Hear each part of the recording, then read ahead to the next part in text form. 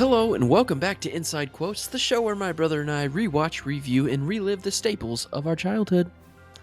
This is episode 115, and I'm your host Jeremy, and with me today is my older brother Jonathan. Jonathan, welcome back to the show. Thank you, Jeremy. Quack, quack, everybody. It's great to be back here on Inside Quotes. That's a nice, soft, nice, polite clap because I'm not hearing any applause. Let's raise it up a little bit. Let's raise it up. Raise it up. There we go. There we go. Did it peak? Sorry, listeners who are listening right now. So, anyways. They weren't paying attention. It's the big... We're 1.5 minutes in. No, That's we a lost bad them. sign if they're not. All right. Well, today, Jonathan, we're covering a great movie, a staple of our childhood. Some would say staple of our childhood. One of the stapliest for sure. I would definitely say that. And then today we're covering a movie where an alien crash lands on Earth and meets a young boy, and they become friends. But big government is too scared of what might happen, what it could do to the world. So they try their best to eliminate it. And the world turns into chaos for no apparent reason, but because like the being is like really soft and he's a really good boy.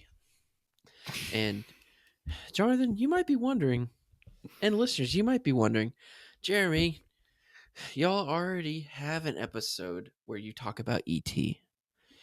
Well, yeah. This is different. It's different. Okay? Because today we're covering the 1998, 99-ish movie, The Iron Giant. The Iron Giant. That's where you're going with that. Okay. When you said he's a good boy, I thought you were talking about the movie Good Boy. Bro. Is that the same concept? Isn't?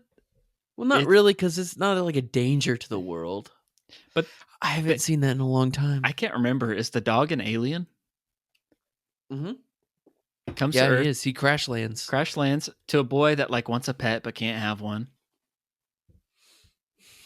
It makes sense. You're my dog, Hubble.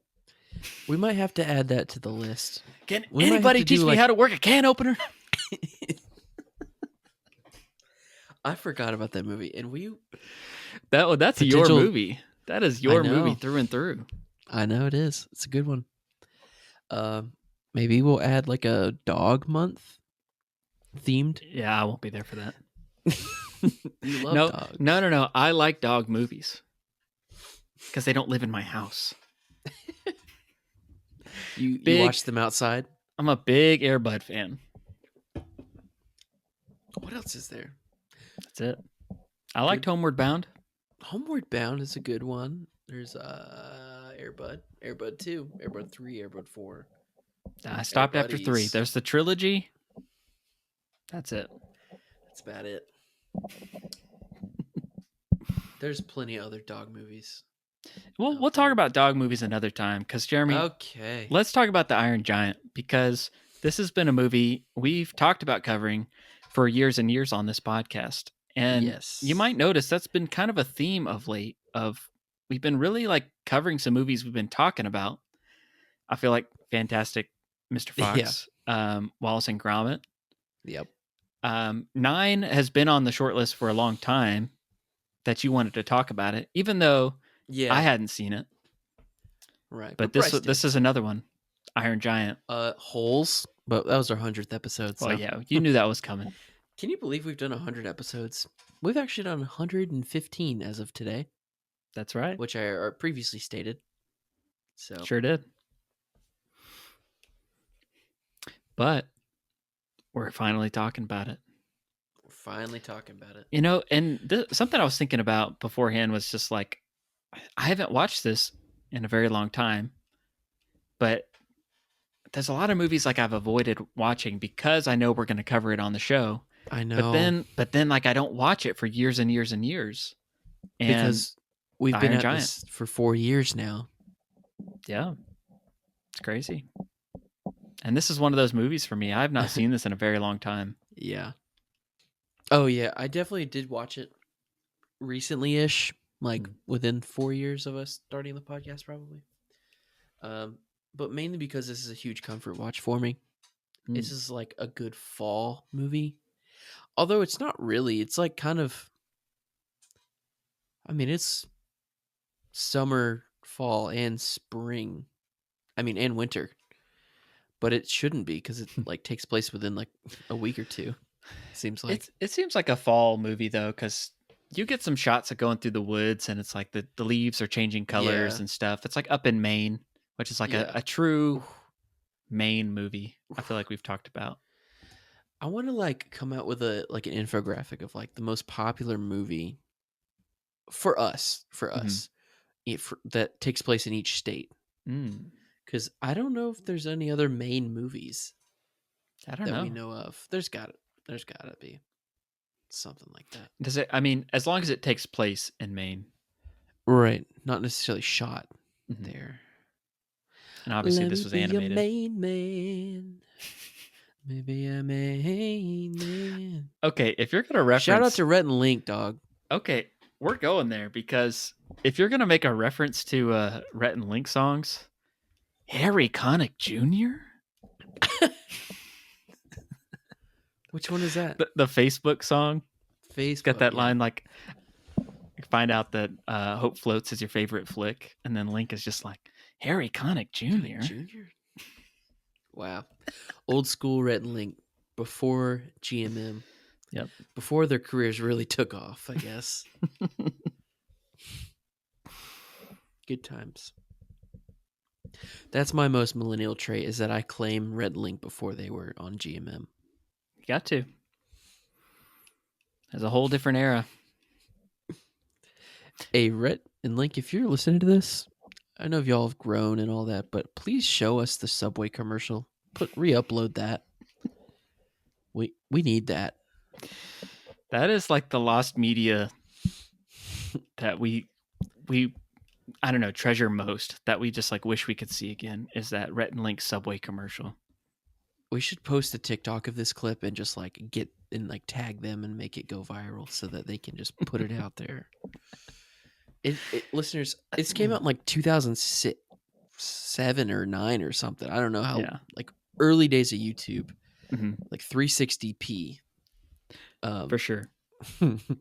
And they made. I guess it was like just a sketch that it was like a Subway commercial, but like somebody Yeah, like a ordered parody.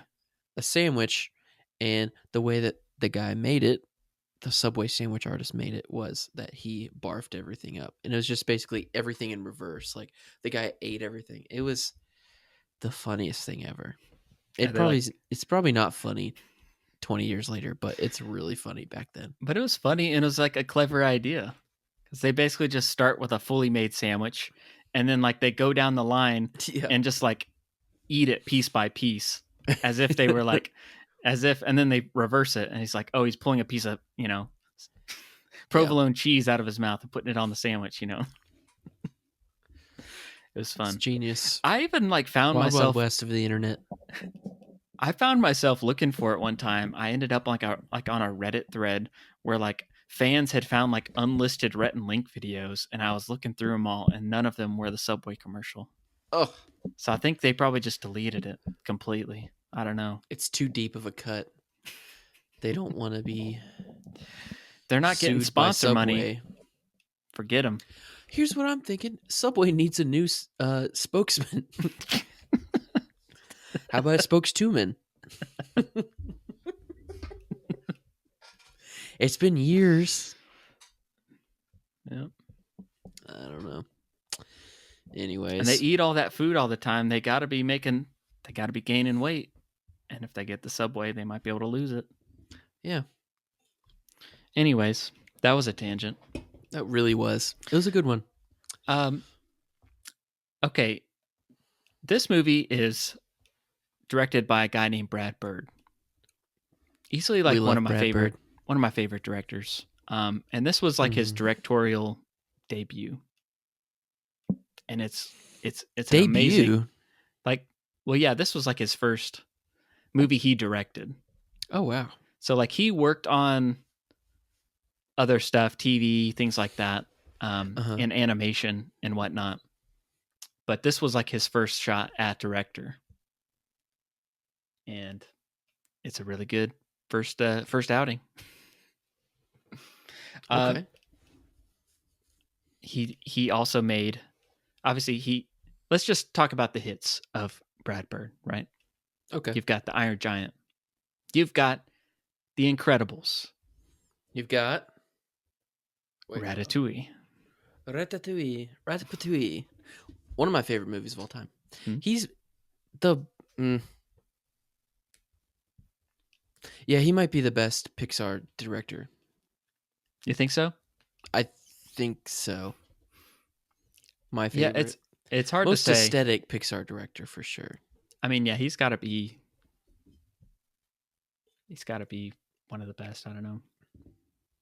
I haven't really thought about that. The one thing I'm trying to think of is like the original guy, like John Lasseter, like he directed a ton of the classic Pixar's, but maybe not as many as I'm thinking. Like I feel like maybe he just did like Toy Stories and Cars.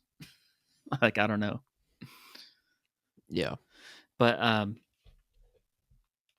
he also I think that was Pete Doctor. Pete Doctor. Okay, so Pete Doctor is like objectively the best because he's done so many great ones, and he's like the main guy. He's like the David Yates of Pixar right now. He's got some hits and misses. Andrew Stanton made Nemo, made WALL-E. Yep. Ooh. I think he did Up. I think he's got a few. Why are we sleeping on Andrew Stanton? He's a good one. He's a good one. But I mean, The Incredibles though is so incredible. What about The Incredibles 2? Less incredible. What about The Incredibles 3 coming out in a decade near us? We'll see. We'll see. Brad Bird directed my favorite Mission Impossible movie, Ghost Protocol. Mm-hmm. He jumped over to the live action, did a great job. Good stuff. He made that Tomorrowland movie. That was kind of a bomb. Big flop. It was a flop, but I've been wanting to rewatch that one because I remember as I was watching this, like being really taken in by like the first third of it or so. And like feeling like, I don't know, it hooked me early on. And I was like, this has like potential to be like a really good movie, to like be one of my favorite movies. And then somewhere along the line, it kind of lost me. So I need to rewatch it to figure out what happened. I don't want to rewatch that until we've gone to Disneyland. So if we ever, me and you ever go to Disneyland, we will cover that movie. Okay. And if you want me and Jonathan to go to Disneyland, sign up for a Patreon. Why don't you? Patreon.com/ give you extra content. Inside quotes. We had to do it to him. Only $3 a month, dog.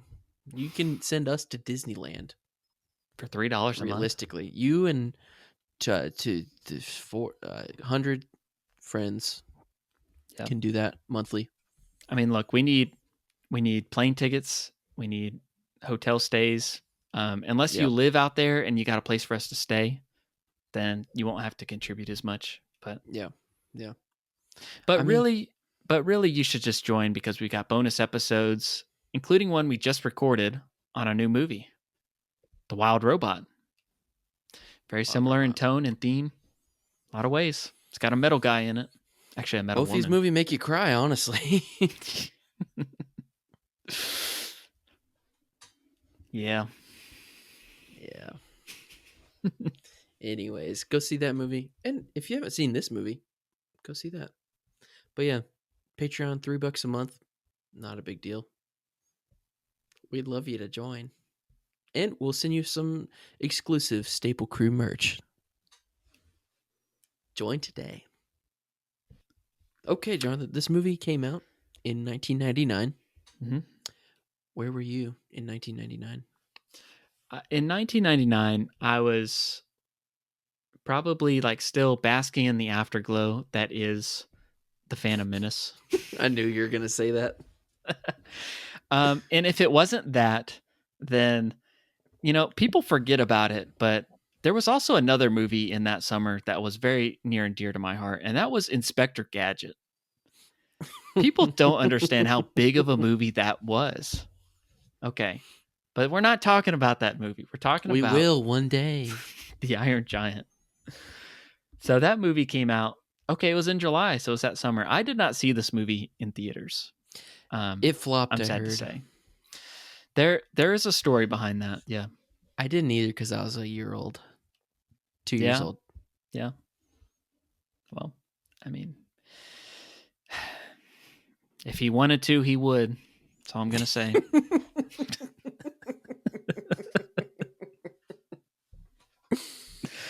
But I didn't see this movie in theaters. I'll tell you how I saw this movie. Our good friend, Sorry. If he wanted to, he would. Really got you with that one, huh? I just turned 2. What actions does a 2-year-old take to go to the movie theater? You can. There's ways. There's ways. Oh man. Let's see. Okay, let's have another tangent. Okay, what movies came out in 1994 when I was 2 that I would have found my way to go see? Not Toy Story. Kids movies 95 in 1994. Oh, there's so many. There's so many. That sounds like a big year for movies. Well, I just typed in kids movies 1994. First one that comes up, Richie Rich. You know, Solid. I would have gone to see that. Not when you were 2. I just didn't know about it. Okay, if I had known about it, I would have gone. You thought I would have found a about way. You knew about it. I didn't know about this when I was 2. I was obsessed with movies. I was probably talking about it. I was pacing back and forth. Oh no, Iron Giant is gonna flop at the box office. Maybe Kyle Forsyth would have, but not us. He would have. Little Rascals 94, Angels in the Outfield, D2, The Mighty Ducks. We've all covered those. Staples. The Lion King. Haven't done that one yet. Probably should. Okay, so I'm going to go see The Lion King this weekend. Mufasa? No, it's The Lion King Jr. Broadway musical. Well, actually, community theater musical. So. They can afford that? Yeah, I think the junior ones are cheap. Okay. Anyways.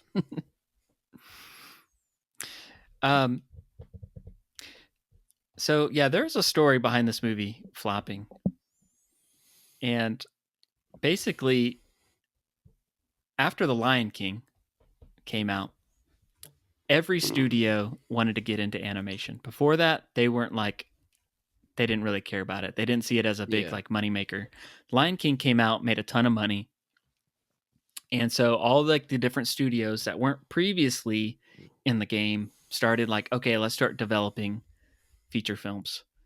That's where Iron Giant comes along, because Warner Brothers started an feature animation division. And they had a few projects in the pipeline. One of those, they signed a deal with Brad Bird in the midst of all that. He had been animating.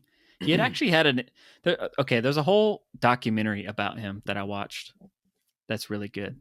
About Brad Bird? Brad Bird, yeah. Okay. That's where I'm getting a lot of this information. But B-Bird.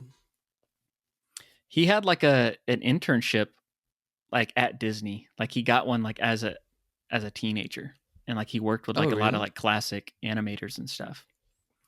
But he worked on some shows. He was a director on The Simpsons and stuff like that for a little while, doing animation. Oh, really? But he got this job.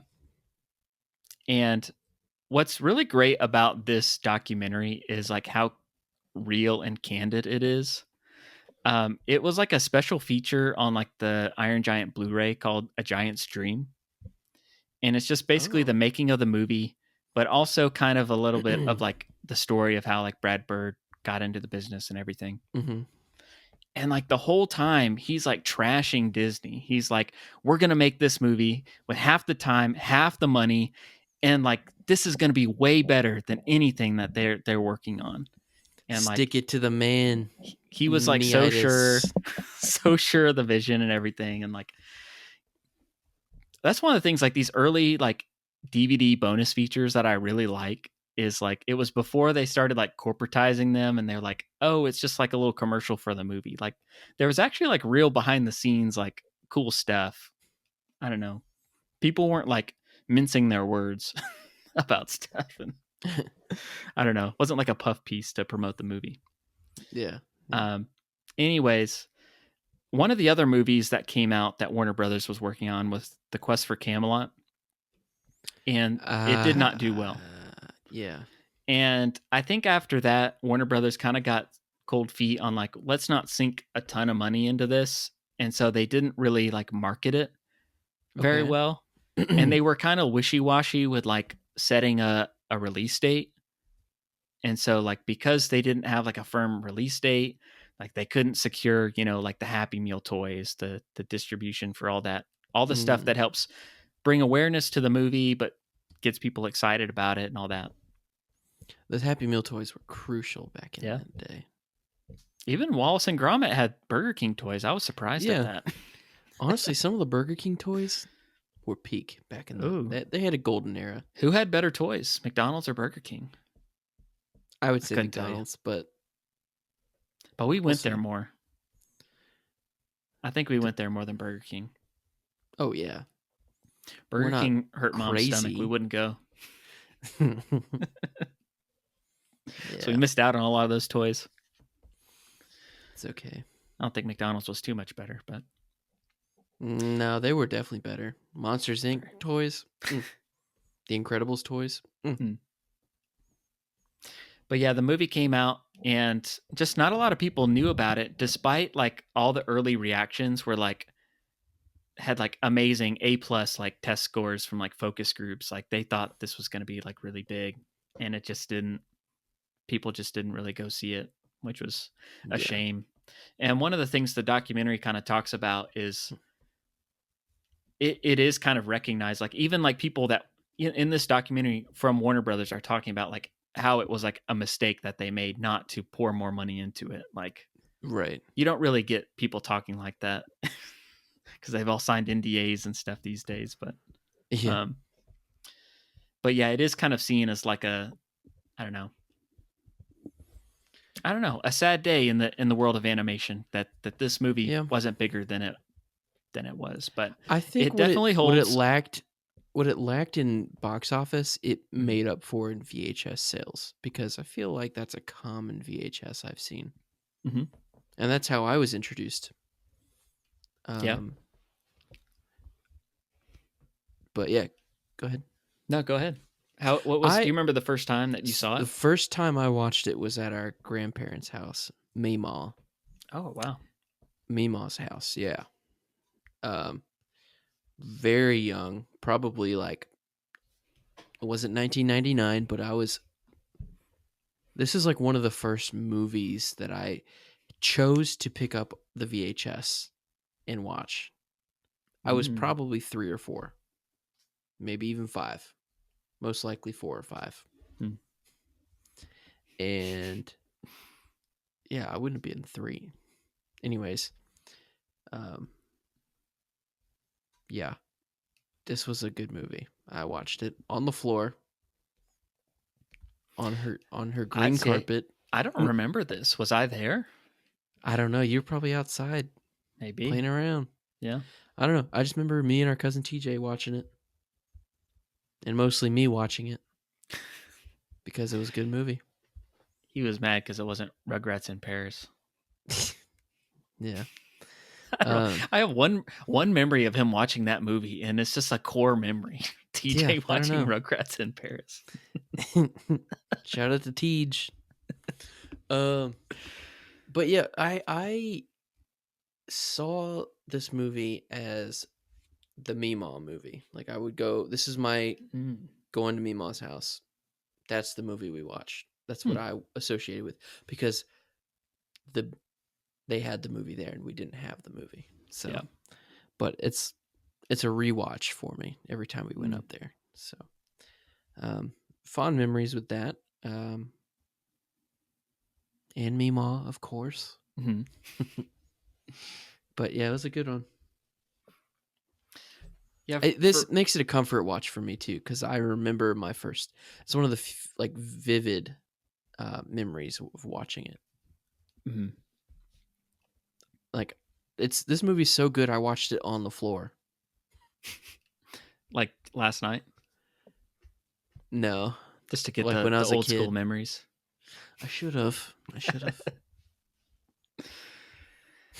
So I remember the first time I saw this was over at my friend Paul's house. Shout out to Paul. Okay. He really loved this movie. He had it on VHS. He watched a lot. And one thing that I really remember about this movie your that childhood really banged off of Paul Smith's VHS wall. It really did. They were a movie watching family, and they had a lot of stuff that we didn't have. So like between like the Smith and Jones, like we were covered. That's why we've seen so many movies. Like, yeah. But one memory I have about this movie is our friend Paul is like really good artist. He liked to draw. Yeah. And he would draw the Iron Giant like in church all the time. Do you remember that? Do you remember the era? I remember him. I remember that actually. Do you remember the era when like the Hammond trees would like pass out the clipboards and we would like draw during church because we weren't old enough to like have to pay attention yet. So we would just draw during church on like notebook paper. Passing out the clipboards. Yeah, they used to do that at Carrollwood. Yeah. And I remember like Paul would draw the Iron Giant like during Did church they have all like the time. Clear ones, like translucent, like red and yellow ones with like different shapes on them, like stencil shapes? They had like a big bag of them. Yeah, there was some that were like that. I do remember. I mean, there was some that had like colors, and some were just like classic clipboards. But I've unlocked a lot of memories right now. Yes, I didn't draw very good like that, so I didn't draw very well either. But I would just look over Paul's shoulder and see how he was drawing and try and copy it.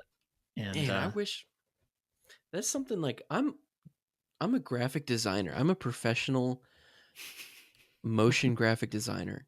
Companies pay me to do that, and I am not an artist like that. I wish I could just create something with my hands. mm-hmm.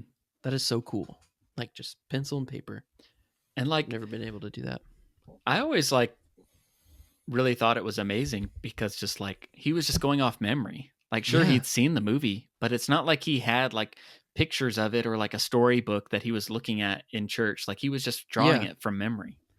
And it was accurate. Just like, yeah, I guess he's got the upgraded version of his eyes to arms connector. It's so impressive sometimes. Man, I'm very jealous of those types of people. Mm-hmm. I hope one of my kids is a good drawer, because then I'm going to have to get multiple fridges to put them on. And if not, he'll probably just go into podcasting. Like talk about the art that was drawn. Good stuff. This was one of the last of its era, I guess, of like 2D, like hand-drawn animated movies. Mm-hmm. And this is just my favorite like era of animation of all time. And we've been over this. We got Prince of Egypt. We got Brother Bear, Home on the Range. Shout out to Aaron, who talked to us about that this weekend.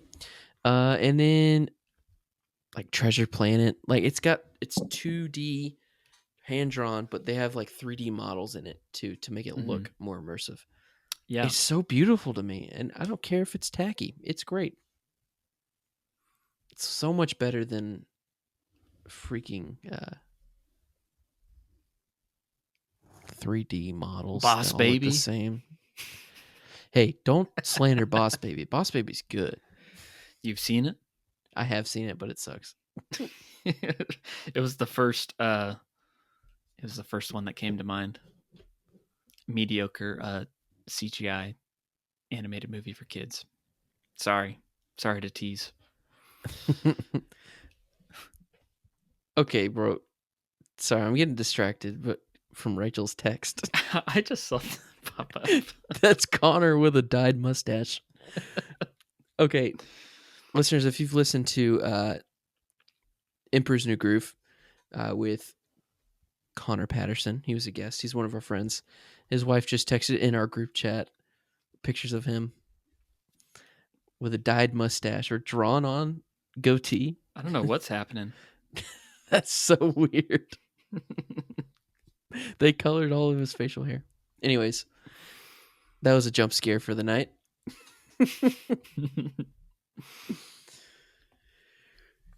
Jonathan, go ahead and insert the picture here. And here. That's stupid. Really, it's particularly my golden age of animation because I don't know, like 98 since I've been born to like 05-ish before they stopped doing 2D. It's just the best. I can't give it enough love. It might be my favorite style of any movie.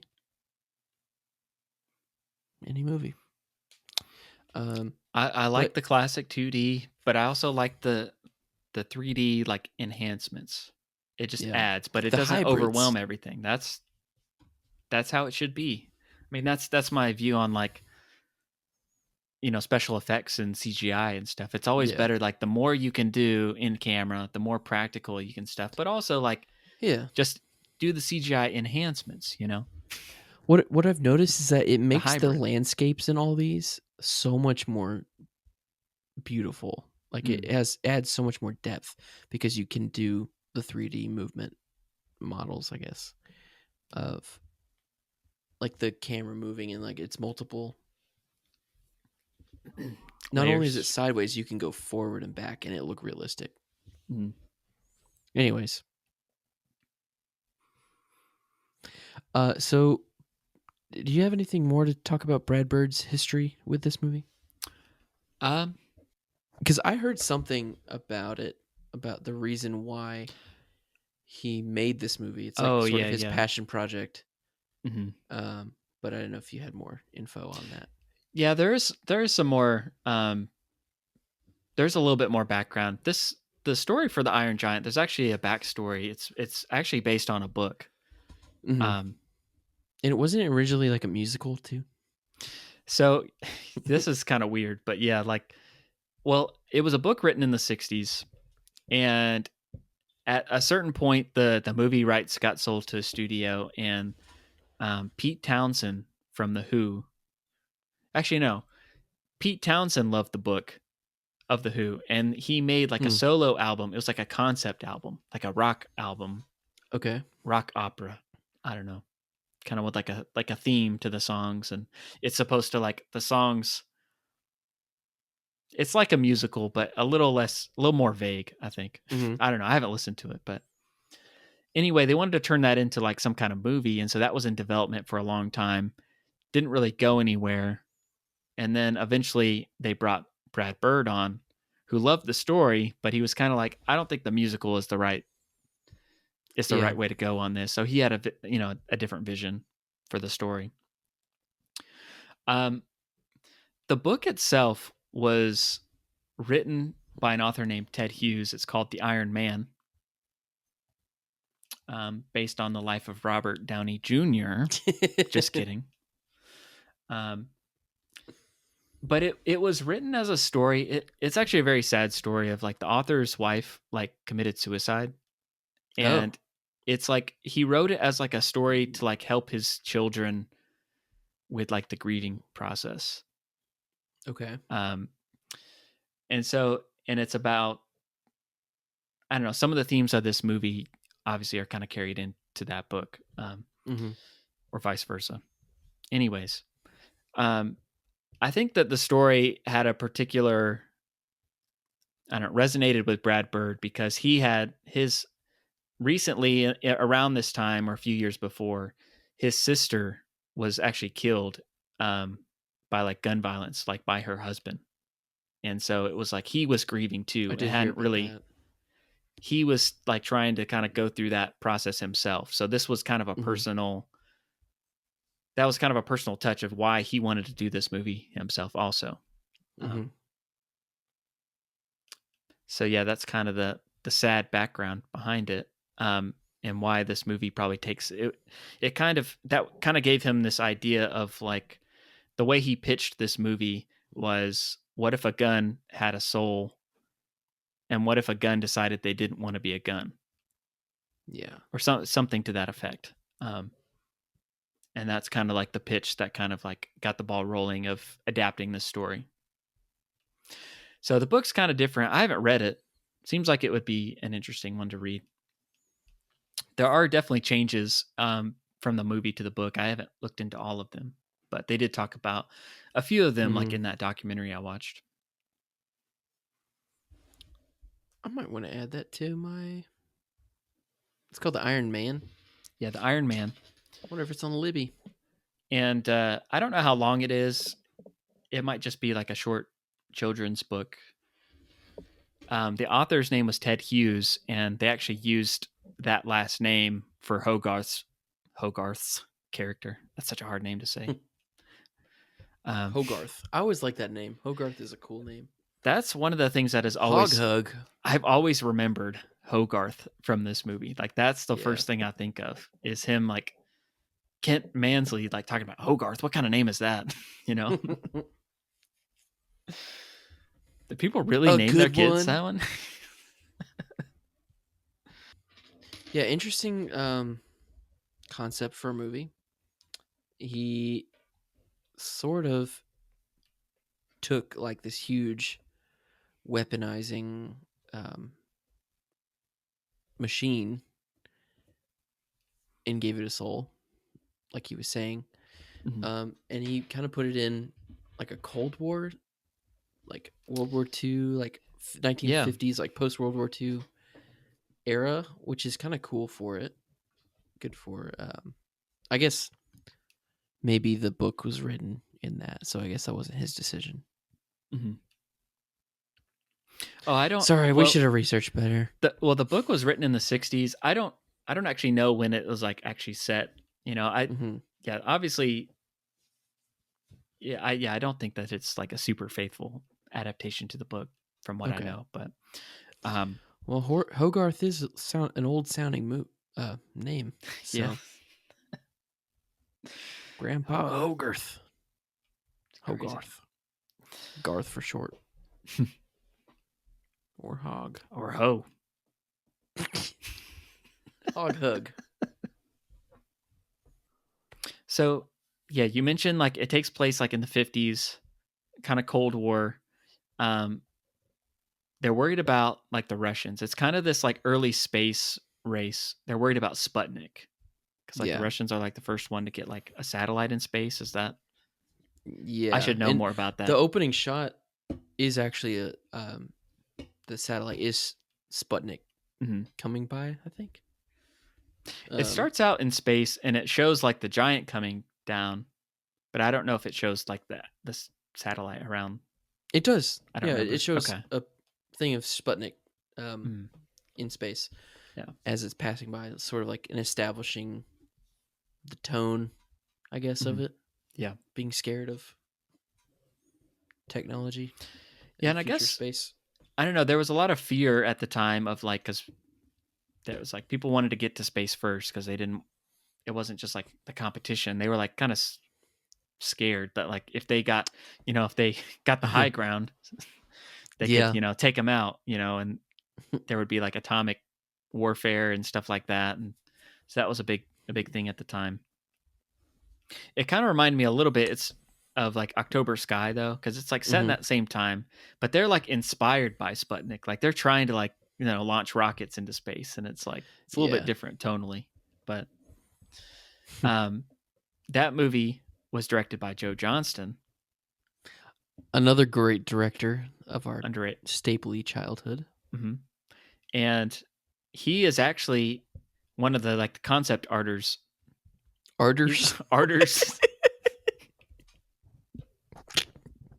I love it. I love it whenever on this podcast you mispronounce a word, and I have to call it on you because it's so funny. Every time, and I'm like, in order. I'm gonna cut it out, or I'll leave it in. Nah, you gotta leave that stuff in. It's so funny. But people have to think I'm perfect, Jeremy. No, tell us about the arters. Joe Johnston is one of the arters of the Iron Giant. He's Let's actually one of saying that from now on. No more artists. He's one of the concept arters of the Iron Giant. He designed it. Why is it so funny? He just arted. Sounds like fart. I guess that's why it's funny. He's very artistic. I think we're gonna have to keep doing that one. I'm gonna start mispronouncing stuff, and then it won't be funny. Well, moving on. Anyway, I just wanted to call that out because I thought that was, even though he didn't like really work on it, Brad Bird like went to Joe Johnston for like the early like character design of the Iron Giant. He worked on like designs for like Star Wars films and stuff. Like he designed Boba Fett. Okay, yeah, that definitely looks similar. He also directed The Rocketeer, and then he designed like the Iron Giant. So there's a lot of similarity there, I feel like, between those. Yeah. Same time too. Although The Rocketeer was like a comic thing. Like he didn't come up with the look of that. Oh, well. But still the 30s ish. Yep. The old America. Definitely works in that era. Yeah. Okay, so Hogarth is one thing I really remember about this movie. Also, I learned something in this movie. What? Would you care to take a guess at what I learned about in this movie? Does it have to do with the cast? No. I didn't know what a laxative was until I watched this movie. Oh, really? I had no idea what it was. And I was actually confused the first time I watched it. Because like I just thought Hogarth was making like a nice little shake for the nice, FBI man. And I saw the wrappers like Choco Lax. Is that like a brand of chocolate? I've never heard of that. Something from the 50s. Why is he making him go to the bathroom? I don't get it. Like it was like it didn't really register until like later on. I was like, oh, I guess that's what it is. Like I didn't even know what the full word was. I just thought lax was a lax. And it's chocolate flavored. Okay. Anyway, that's the type of prank that I've always wanted to do, but I've never had the guts to do it to somebody. Because I feel like that's mean. I see. Yeah, I remember there was a kid in Scouts that said he did this to somebody at his school. And like that he got like suspended or something like that. And it's one of those things where like, oh, I don't know if it's real. Yeah. But he said that he like, there was this kid that like made fun of him. And so to get back at him, he put laxative in his food at lunch. Ooh. And the kid did not have a good time after that. And somehow it got back and he got suspended for like a week or something. Out of school probably suspension. Because he was bragging about it. That's every bad prankster always has to tell people he did it afterwards. Yeah. Okay, that reminds me of one of my favorite Vines or YouTube videos a long time ago. Like YouTube pranks. These high schoolers went to the beach with a tray full of McDonald's and they put laxatives all over that food and let the seagulls get into it. And they just filmed people getting pooped on by all the seagulls. That's a good one. So funny. Probably really bad for the seagulls. 1, McDonald's food, and 2, laxatives. Yeah. But, got the views. Animals were harmed in the making of this video. So funny. Yikes. All right. Well, I'm glad you know what a laxative is now, Jonathan. Yeah. But, so we should talk about cast. Because what I thought you were going to bring about, what I thought you were going to say you learned is that the kid who played Hogarth also played Dex from Country Bears. I did find this out. We got a Country Bears mention. First time on the pod. Whoa. Psych. Blew my mind. I learned that today. So I didn't know. And I really liked like the voice acting he did too. Yeah, Like no, I he's thought good. Hogarth was like a really good character. I don't know. I liked his, I don't know, his delivery of the lines and whatnot. It's very different than Country Bears. Well, yeah, of course. But what a classic, stapliest actor right there. Maybe it's not so different. I don't even know his name. What's his name? He's got thick brown fur all over his body. See, that's a good line to pull because most people that haven't seen that movie have seen the trailer for it. From the trailer. And that's what that's from. It's from the trailer. Eli Marienthal. Menthol. So yeah, that's cool. He's in that movie. And then we've got Harry Connick Jr. as Dean McCuppen. The really cool character. I really like his character a lot because I did too. He describes himself as, well, am I a junk guy that sells art or an artist that sells junk? Because he's an artist that owns a junkyard and uses the junk that was given to him to build art. That's pretty cool. Yeah, he makes these like avant-garde weird metal sculptures and stuff. Yeah, and he's very jazzy, like coffee house, but also like blue collar. He's very like interesting guy. He's like supposed to be like a beatnik. Yeah, it's like the dichotomy of it all.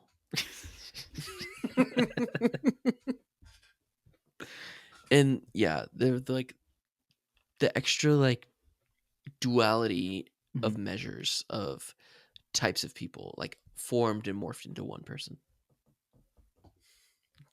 The dichotomy. And yeah, and just to piggyback on that idea for a second. No, I liked his character a lot. He seemed cool. Like, seems like he just like stays up every night.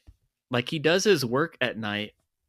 That's when you see him like towing the car that's been abandoned. Yeah, I thought that was out of place. Weird timing. He's just like, I guess he's gonna do that at night.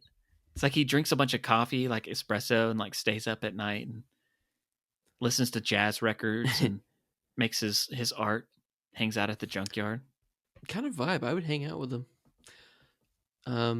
When he went to pick up that car, do you think somebody called it in, or did he just take it because it was there for months? I don't know. He seems like the kind of guy that was just like, someone probably told him about it, and it's like, I'll get to it when I get to it. And just like he just happened to be like, yeah, I guess tonight's the night. You know what it is though? It's I'll tell you what it is. He's an artist, you know, and so he had inspiration for a specific piece late at night. And then he saw that card and he's like, that's the color I'm looking for. That's the type of material I want to work with. And that's what motivated him to go pick it up. Right. I'm sure of it. He's making them at night. Then we got Jennifer Aniston as the mom, and she's good. Plays a waitress. Yeah. Fine. Yeah. Then we got Vin Diesel. And Vin Diesel likes to play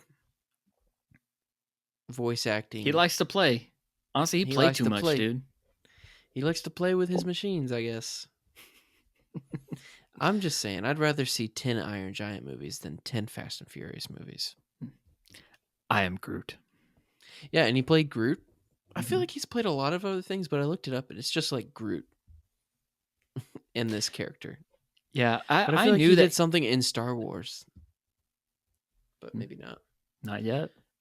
But if anybody in Star Wars comes after his family, he'll be crossing over. Yeah. I did know that Vin Diesel was in this movie, but obviously no one knew who he was. Yeah, like when it first came out. This is my first Vin Diesel film. This is pre-Pacifier. Yeah, gotta remember. Nobody knew him from Fast and Furious.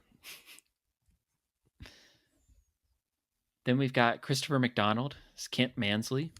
He plays a great villain. He's even great. Even like through his voice. Yeah. Happy Gilmore. Other stuff. He just has that. He can play like a really good, like arrogant, kind of like cocky character very well. Yeah. Just kind of very naturally, I feel like. I don't know what else No like voice offense. acting.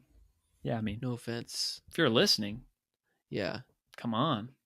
Come on, Chris. He was the antagonist in Flubber. Okay, remember that? That's what I'm thinking. Yeah, he was that. I remember he was the dad in Leave It to Beaver, which we've covered, which no one else has seen, but he wasn't really an antagonist in that movie. But such a good movie. Oh, it's such a good movie.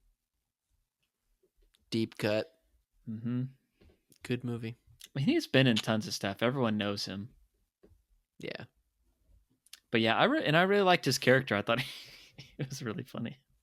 He was. I noticed. I picked up on like his phrase. He kept like repeating. It was just like he would talk about everything his agency does and all that implies. And all that implies. Yeah. I thought that was funny. I think he was a really effective villain because every time I saw him on screen, I wanted him to get off the screen immediately. Like any time he was on screen, I was like, get out. Let's get back to fun time at the junkyard with the giant, with the Iron Giant and Hogarth.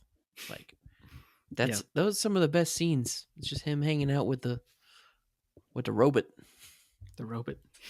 But like every time he was on screen, I was just like, get out of here. I definitely yeah, I think this watch through it was kind of giving me like the Gilderoy Lockhart effect of like, oh, I just really like what his character's doing and how like out there he is. So I enjoyed watching him.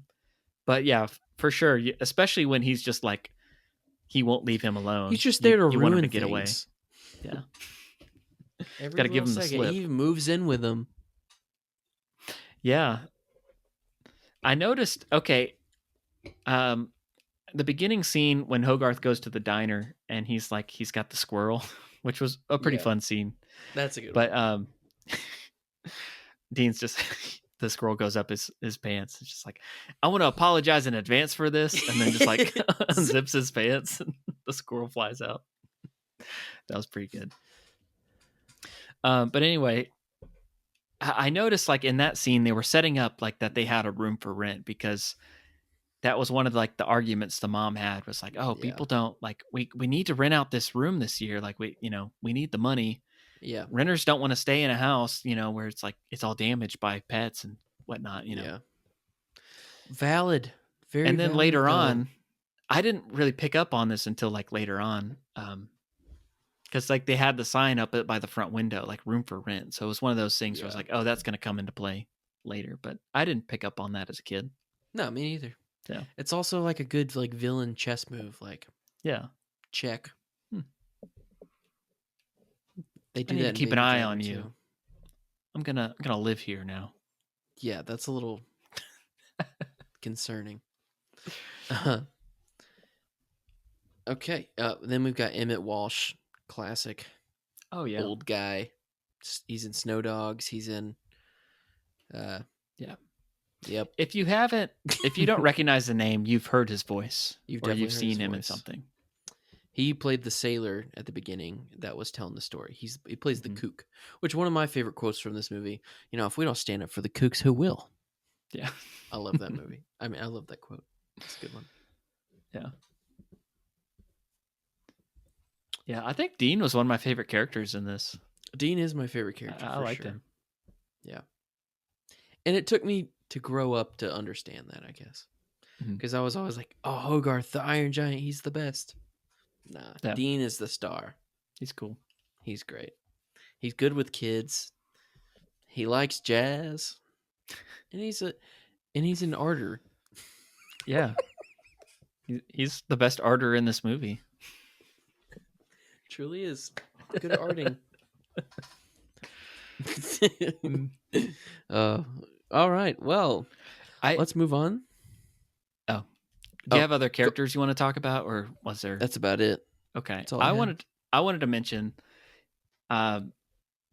this movie has a trope in movies. Maybe it's not a trope. I don't know, but I don't know what to call it. But something in movies that I enjoy is the movie within the movie. And so there's the scene where like Hogarth's staying up late, eating junk food. Yeah. I'm staying up and watching rubbish. You better come out and stop me.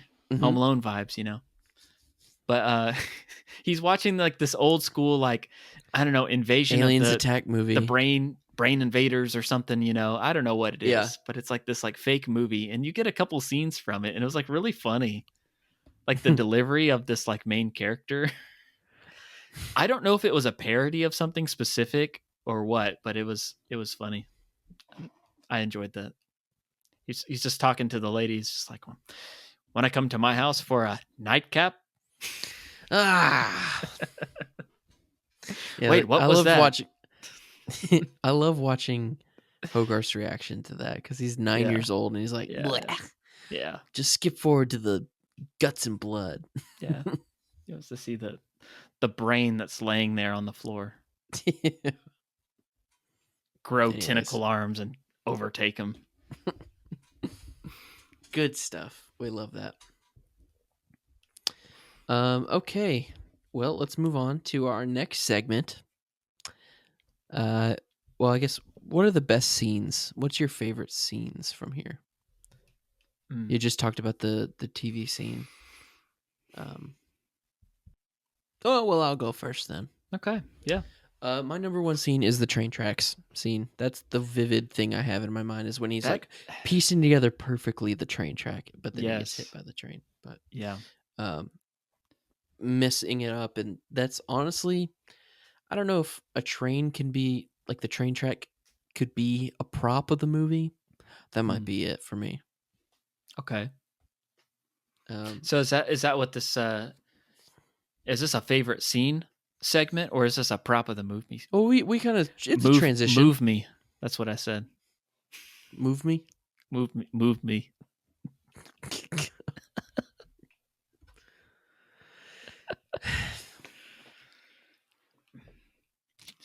It's just water in here, folks.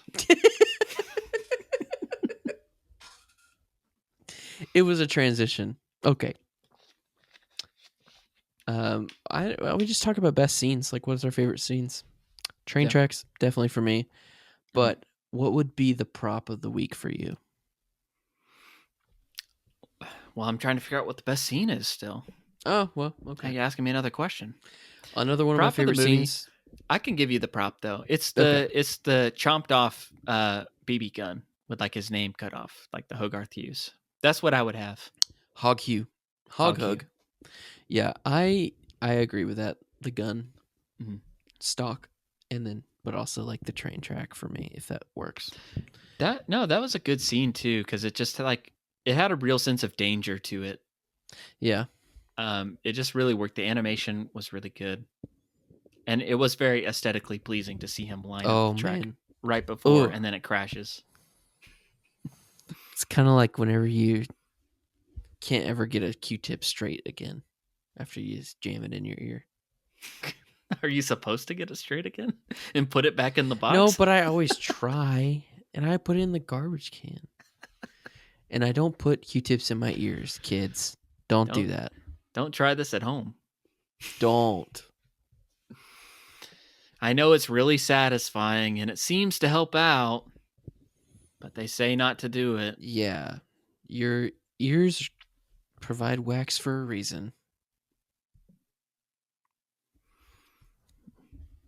Moving on.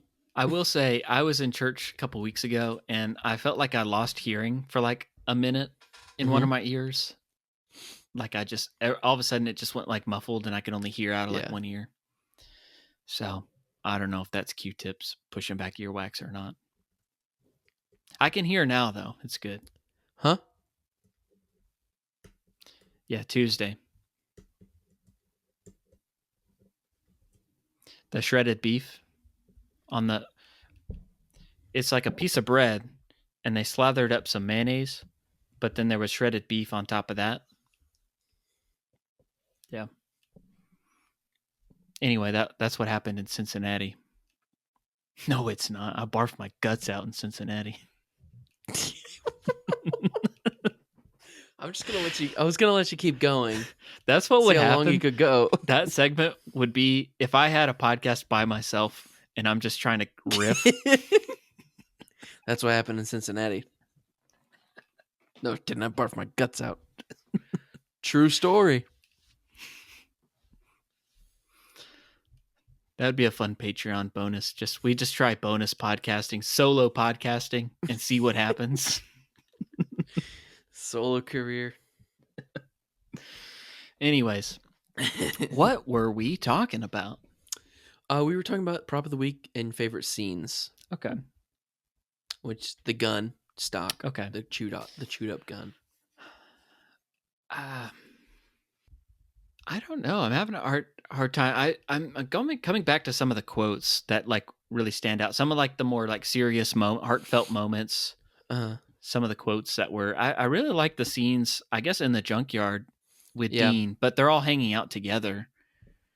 And one of the things he's like, he's kind of talking to the giant, Hogarth is, about like, he's trying to understand what he is and what he can and what he can't do. And he's like, well, I can't remember exactly the line, but he's like, well, you do this, so you've got a soul.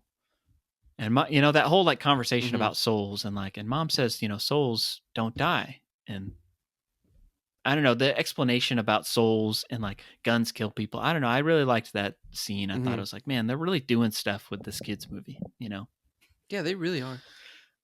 There's so many like good themes in this movie that I really enjoyed.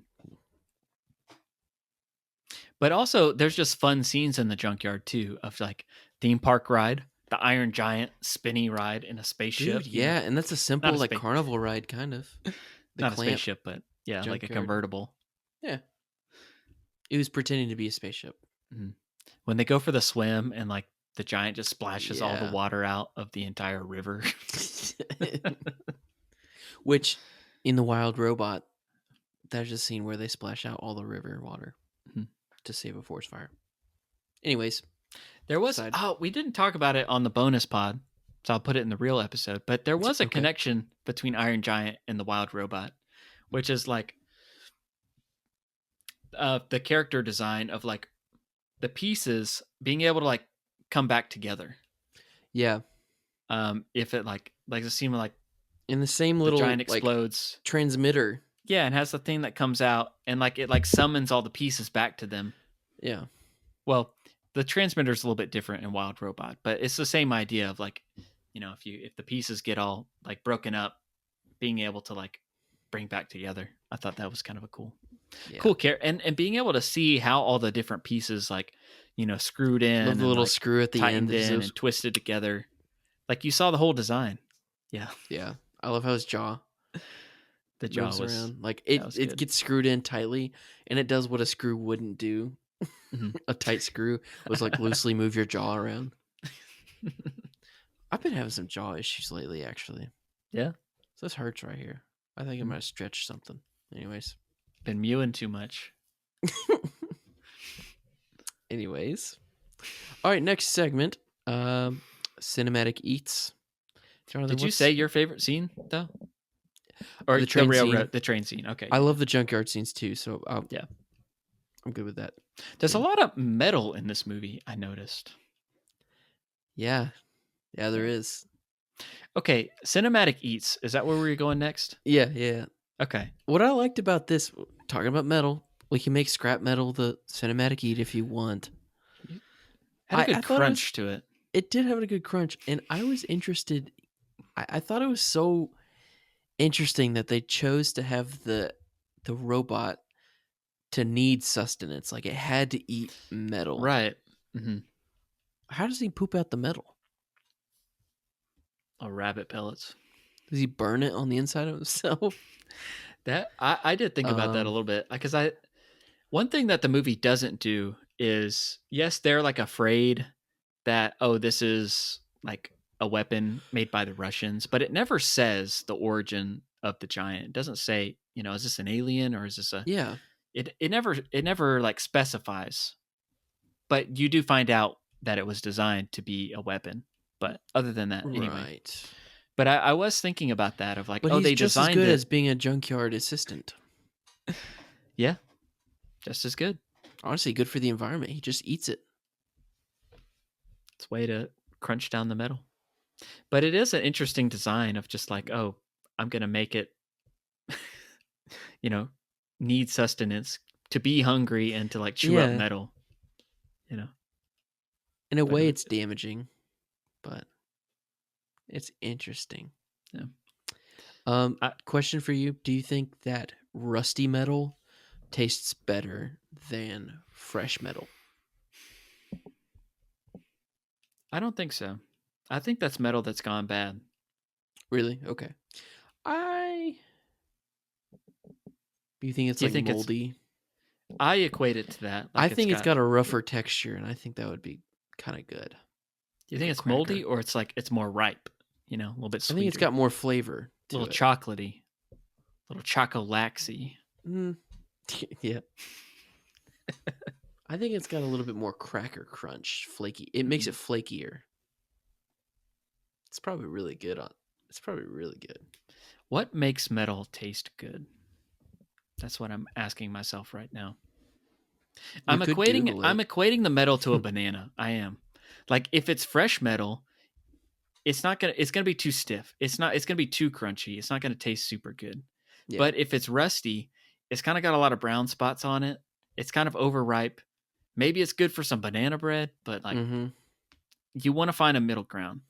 You know, you want some metal that's been out there for a couple years and it's got a little bend to it, you know? You know what I'm saying? Yeah, I know what you mean. I like that. Formation of strings. Banana skin strings. Stringy.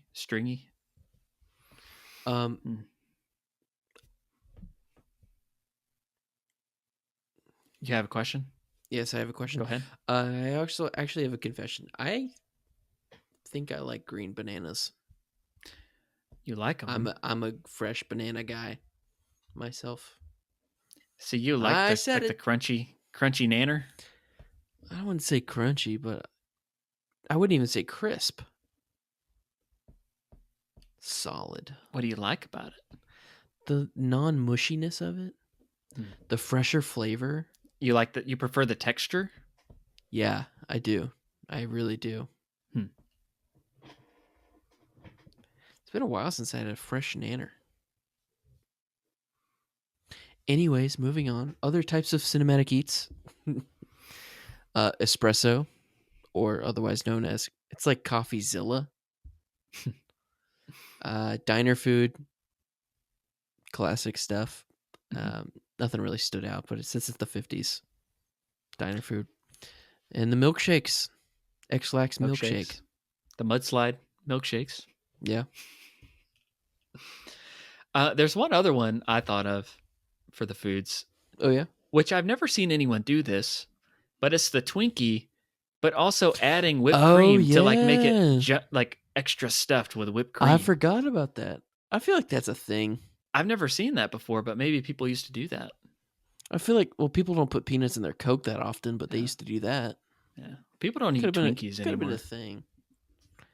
Except on our podcast when we cover UHF.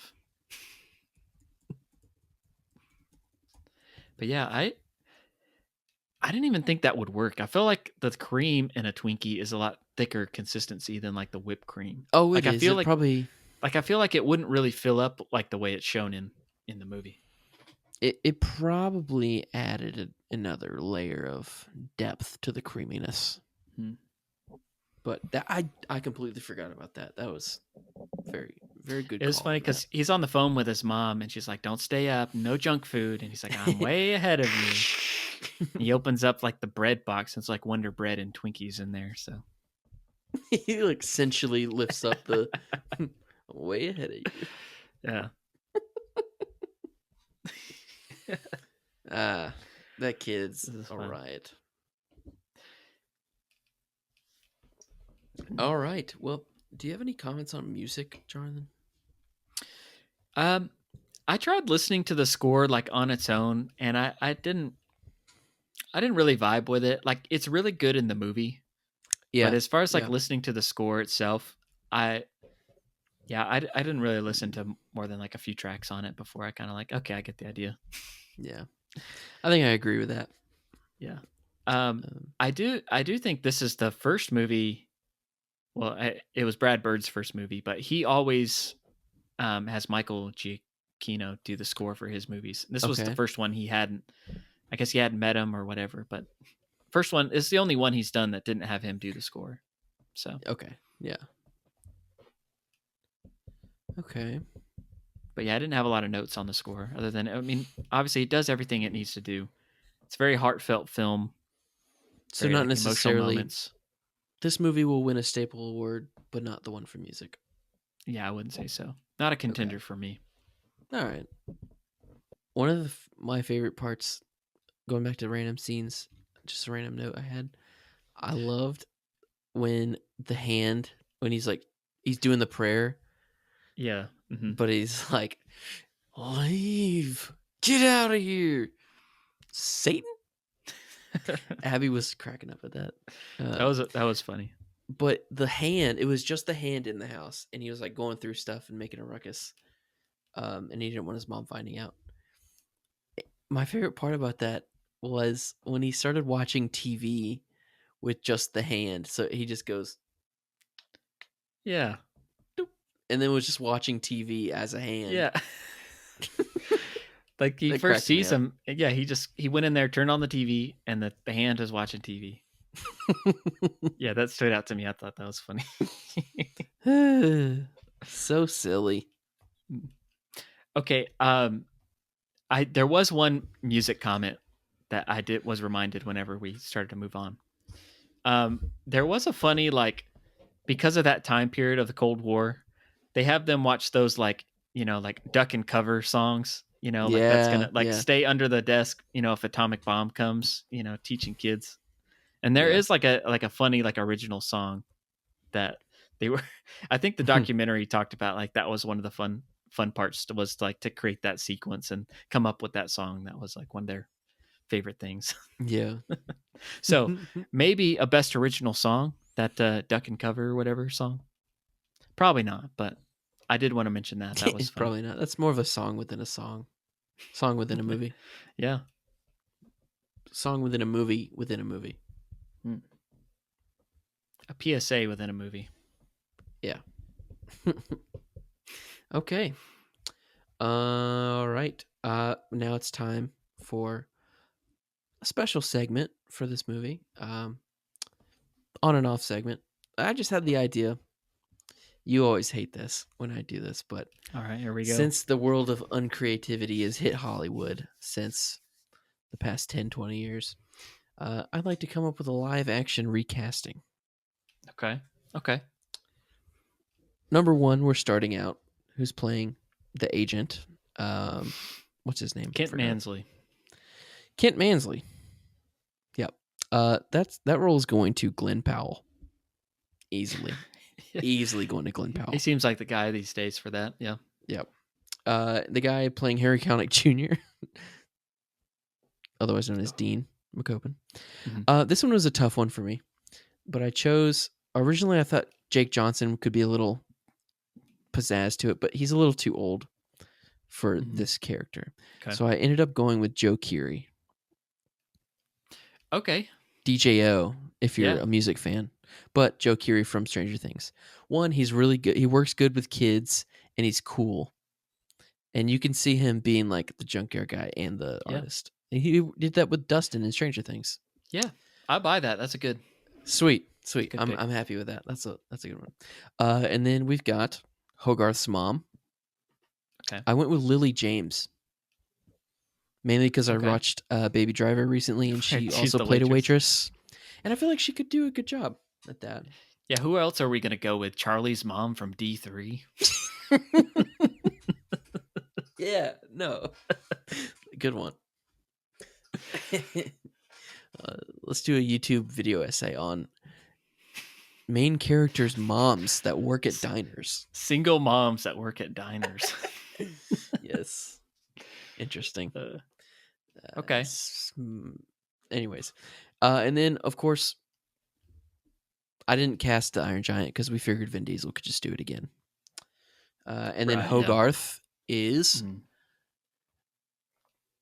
Everybody knows it's the Rizzler. Come on. we gotta cast the Rizzler.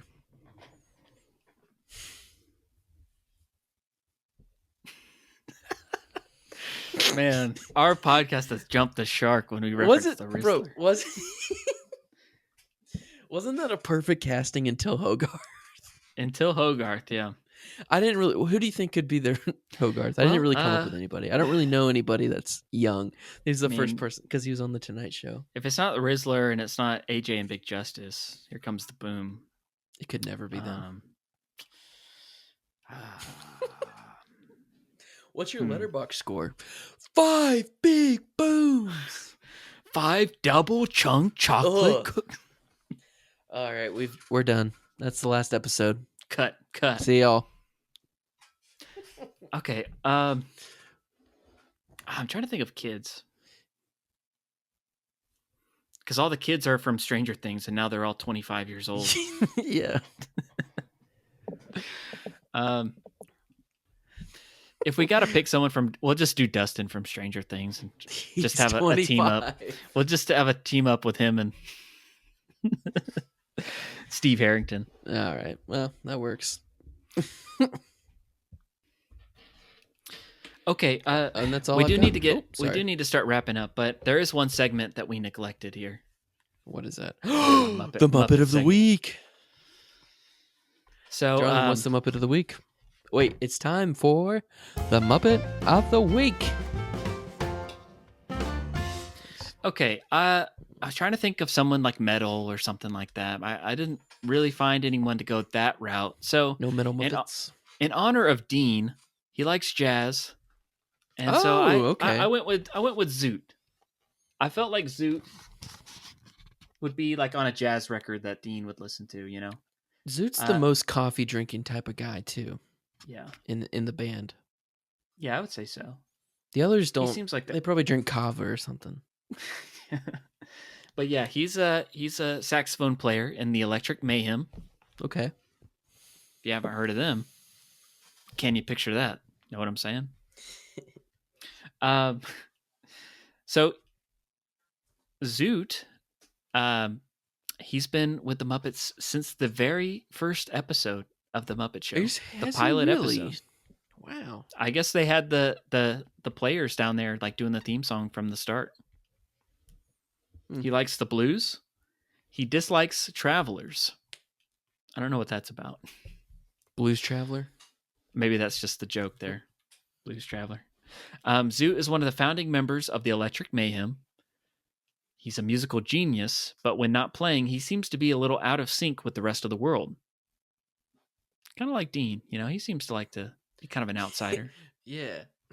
He can often be found backstage curled up on a sofa or on a chair grabbing a few extra Z's. Just like Dean. He was napping in the diner because he stays up all night, you know? I'm just trying to pair him with Dean. But yeah, he's a Zoot of all trades. All right. So, Muppet of the Week. All right, Zoot. All right, Jonathan, do you have any other notes? I think I'm out of notes right now. Yeah. About ready to wrap it up. Yeah, we can wrap it up here. This has been a good episode. I just need to say that. It was fun. Do you have any like takeaways or final thoughts or in closing here? Well, not to spoil it for everybody, but Iron Giant saves the day. And it's really sweet. They had a statue of him at the end. Yeah. And made by Dean. Didn't realize that. But of course it would be. Yeah, that's a really sad, very heroic moment. Kind of like Iron Man in Avengers 1, where he takes the missile and flies it into space. They stole that from the Iron Giant. Sure did. Just realizing that now. Only the Iron Giant didn't survive. Okay, I've got a pick now. Now he's too old now. I was gonna make a joke. I've got a Hogarth pick. You remember in Iron Man 3 when Iron Man crashes and he like meets that kid? Yeah. Out in the snow. I'm like, oh, that's a Hogarth character, but he's probably like 35 years old now. Yeah, that movie came out like 2013. 10 years ago. Yeah, that's crazy. We need to get some fresh meat. That was weird. I want to see some punishment.